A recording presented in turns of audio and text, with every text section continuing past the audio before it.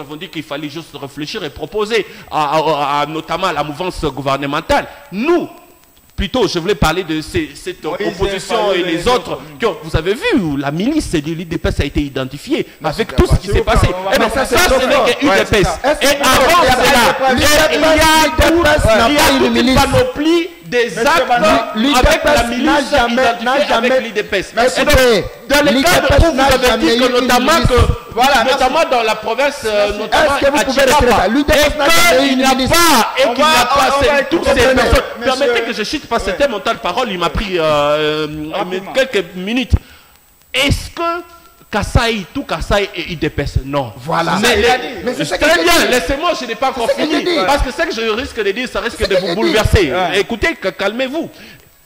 Lorsqu'on regarde la partie où les gens qui se permettent dans ces actes d'intolérance, on regarde leur couleur, on se dit bien qu'ils n'ont pas d'effigie de l'IDPS, ils sont bel et bien des gens de l'IDPS. Voilà. Parce que déjà, vous allez, ce n'est pas une prophétie, c'est une réalité. Ce n'est pas une réalité.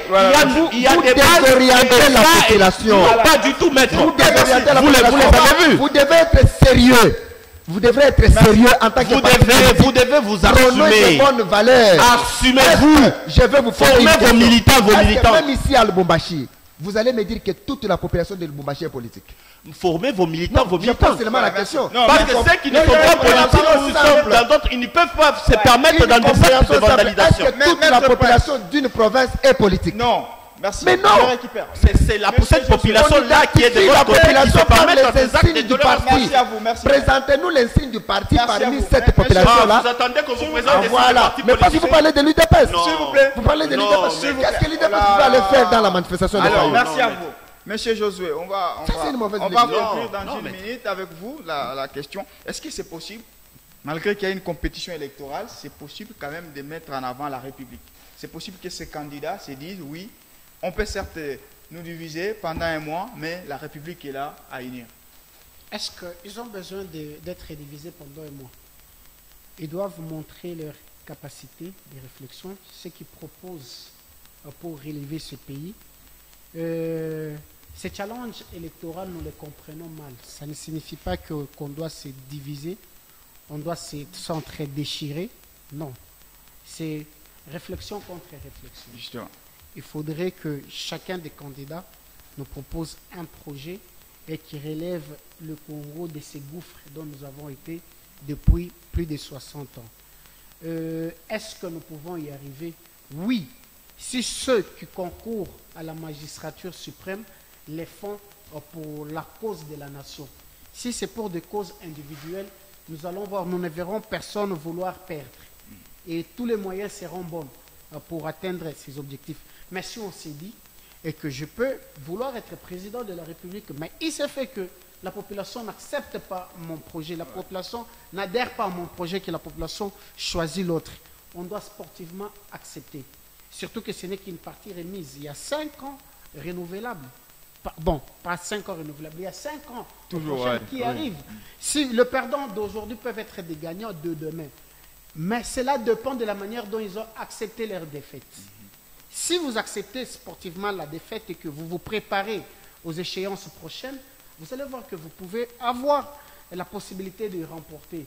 Mais si vous perdez, que vous vous comportez en barbare, moi je pense que même si l'État congolais ou la justice congolaise jusqu'à aujourd'hui n'a pas montré qu'elle peut sévir, la population n'est pas dupe, elle comprendra qu'elle ne peut pas amener à la tête de notre pays un voyou, un délinquant. Merci. Alors cette fois, on va changer, on va conclure avec la dernière thématique 1 minute 30, justement, avec vous, Monsieur Banza Jérémy. L'opposition, une certaine frange de l'opposition, bien sûr, je crois que vous n'êtes pas trop concerné, qui est en tractation en vue d'une candidature commune. Et la question, c'est face au président sortant, qui a un bilan, qui le défend d'ailleurs, pour que l'opposition gagne. La candidature commune est-elle nécessaire ou bien elle est obligatoire? C'est la question que nous voulons comprendre. Vous la répondez dans 1 minute 30. Effectivement, je vais aller vite. Déjà, qu'il faut le dire que c'est depuis 2011, avec la révision de la Constitution de 2006, qu'il y a eu déjà ces narratifs, notamment le besoin des opposants de se mettre d'accord pour une candidature commune, afin qu'il n'y ait pas ce que nous appelons une dispersion des voix des opposants candidats à président de la République. C'est comme ça qu'aujourd'hui, il y a cette forme, mais cependant, il y a un précédent déjà très patent, notamment à Genève, ce qui s'est passé. Il y a eu un accord qui s'est passé autour des individus, plutôt au lieu qu'il y ait un accord autour d'un projet de société, un programme de société ou une offre politique. Et donc aujourd'hui, c'est une bonne chance pour eux qui réfléchissent dans ce sens-là de se trouver une candidature commune de l'opposition, bien entendu. Et déjà, nous espérons que ce ne sera pas des accords mordés comme ça s'est passé à Genève, où on a essayé de réfléchir autour d'un individu, ou plutôt de réfléchir autour d'un programme de société. C'est ce qui va même faire sortir la République démocratique du Congo de cette forme, de ces défis sécuritaires, économiques, sociaux et que sais-je encore. Et donc aujourd'hui, c'est mieux à une candidature commune, oui, nous les souhaitons, mais que ça doit être autour d'un projet de société, une offre politique. C'est comme ça que même Nouvel Élan est prêt pour faire un débat d'idées avec n'importe qui voudrait bien être en alliance, parce que nous avons compris qu'aujourd'hui, nous devons privilégier un programme politique et chercher maintenant un individu qui va soutenir ces programmes que de faire les contraires. Tout à fait. Alors, Prince Katouba Londi, vous observez l'opposition. Je crois que c'est 25 candidats contre Félix Tshisekedi. Si, c'est ça, il y a 26, 25 contre M. Félix Tshisekedi avec son bilan. Vous pensez quoi? Il faut qu'il y ait une candidature commune pour qu'il y ait quand même un grand match ou un ordre dispersé? Bon, nous sommes prêts à affronter l'opposition dans sa diversité, affronter l'opposition dans sa manière de s'organiser, qu'elle s'organise en un seul candidat ou pas. Nous ne voyons personne qui va battre Félix. Même en Bloc-Uni, vous n'avez pas. Nous ne voyons personne qui va battre Félix Antoine Tshilombo. Donc nous là, population. Vous population, nous voyons vous délit de paix, union sacrée. J'insiste encore, qu'il s'organise ou pas. Je ne vois personne. Est-ce que l'opposition peut-elle s'organiser? Je dis non. C'est une opposition irresponsable. C'est une opposition irresponsable. Aujourd'hui, Nouvel Élan vient de comprendre que ce qu'ils ont fait à Genève, Nouvel Élan ne peut pas continuer dans capoté d'ailleurs par vous. Non, pas par nous. Nouvel Élan. Oui, avec Kabound avait appelé que nous n'allons pas soutenir cet accord de Genève. Et il a appelé M. Tshisekedi quand même. Que les leaders politiques devraient faire des raisonnements concrets. Tout à fait. Mais apparemment, ils sont laissés faire devant certains intérêts privés. Et ils ont oublié l'intérêt général du pays. Aujourd'hui, Nouvel Élan vient de comprendre.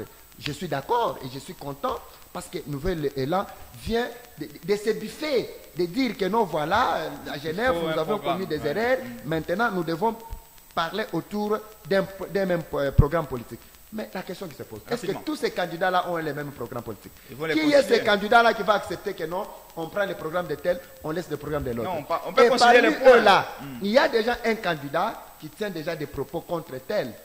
Soi-disant, je cite bien Martin Fayol parce que ce n'est pas quelque chose qu'il peut parler même au conditionnel. Mukwege, c'est un docteur, n'est pas expert en économie, en politique. Merci. Moi ici, vous voyez, donc je vois déjà une opposition irresponsable qui ne pourra jamais se mettre ensemble. Même si elle se mettait ensemble, je ne vois personne qui va battre Félix Antoine Tshisekedi Tshilombo, qui a un bilan positif et un projet de société qui va nous amener à l'indépendance économique de Monsieur Josué. Donc je ne vois personne. Il faudra que la population puisse écouter, c'est le bilan positif. Mais c'est bientôt là. S'il vous plaît. C'est bientôt là. Monsieur Josué. C'est bientôt là, nous allons constater. Au bilan de M. Félix Tshisekedi, le président sortant, donc le président candidat, pour que l'opposition ait une chance, faudra-t-elle qu'elle s'unisse? Donc cette union devienne nécessaire ou bien obligatoire?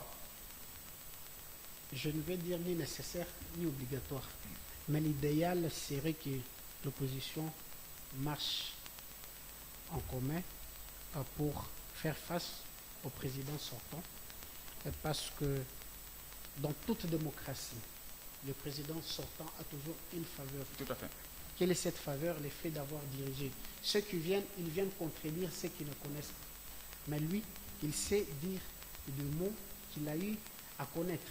C'est comme le disait le candidat Félix Tshisekedi en son temps, que c'est lui qui sait et ce qu'il faut faire pour le Congo demain.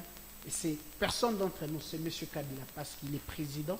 Il sait, il dirige au quotidien, il sait ce qu'il faut faire. Les autres viendront avec des discours, avec des programmes, mais lui a déjà fait quelque chose. Et ce qu'il a fait, il y a certaines personnes qui ont trouvé que c'est déjà bon pour le pays, il y a ceux aussi qui contredisent. Et eux, ils doivent venir avec un discours qui amène les autres à dire non, il aurait dû faire mieux.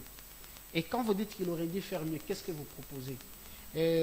Malheureusement, nous avons une opposition où il y a beaucoup de problèmes de leadership. Qui va porter la candidature de l'opposition? Personne. On va peut-être chercher... C'est lui qui a un projet meilleur. On va peut-être miser sur le mauvais cheval parce qu'il a une bonne monture.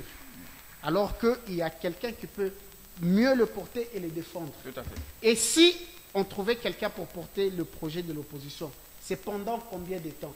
Parce qu'il y a déjà un précédent qui nous a montré que l'effet d'avoir les politiciens ensemble ne signifie pas qu'ils sont ensemble. Nous nous rendons compte que dans les chefs des politiciens, il y a toujours l'intérêt. Même ceux qui se sont unis pour diriger le pays. Disputent autour de l'argent, les matériels. Et ils ont réussi à diriger le pays. Nous avons vu à un certain moment qu'il y a eu crise de leadership. Bien que c'est moi qui avais financé la campagne. Oh non, ce sont les partenaires. C'est quoi ça? Nous avons vu dans ces pays des directeurs du cabinet du président qui se faisaient passer pour vice-président. C'est un problème d'ego. Merci. Et la candidature commun suppose s'effacer totalement pour laisser au profit de l'autre, de celui mais qui est soutenu. qui est capable de faire ça? C'est ça la question merci à qui vous. reste pendante. Alors merci, dans une minute, Personne. en tout cas vous allez suivre la grande édition du journal. Au revoir.